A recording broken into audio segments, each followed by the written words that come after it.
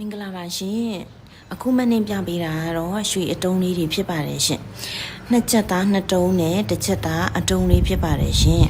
အတုံးလေးကတော့အများအားအဆင်သင့်မရှိပါဘူးเนาะဂျုံမာမရတာပါရှင်တခါတလေကန်ကောင်းလို့ရှိရင်လည်းအဆင်သင့်လည်းရတတ်တာမျိုးတော့ရှိတယ်အများအားဖြင့်တော့ဂျုံမာရပါတယ်ဒီနေ့ပေါက်စည်းတိုင်းယူမယ်ဆိုဒီနေ့ပေါက်စည်းတိုင်းဘောင်းချာလေးတွေဂျိုပြီးတော့ဖြတ်ထားပေးပါတယ်တကယ်လို့အဝေးရဆိုရင်လည်းတက်ပုံရိုက်ပို့ထားတယ်အနီးရဆိုလည်းဘောင်းချာယူသွား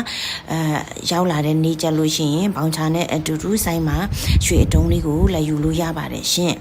ကဲဒါကတော့တယောက်တည်း9ချက်သားအားပေးတာဖြစ်ပါတယ်မနက်ခင်းပိုင်းသူကမှာခဲ့တယ်ပစ္စည်းပိုးတဲ့ရက်နဲ့ကြုံတော့ညနေကိုသူလိုက်ယူတယ်ပေါ့နော်အခုလိုက်ယူတဲ့အချိန်လေးမှာရိုက်ထားတာလေးဖြစ်ပါတယ်ရှင်ကဲရွှေအတုံးစုချက်နဲ့သူများရွှေအတုံးကိုဂျုံမာရတာဖြစ်ပါတယ်မဝက်အတုံး1 gram အတုံးလေးတွေကစပြီး30သားအတုံးထိရပါတယ်ရှင်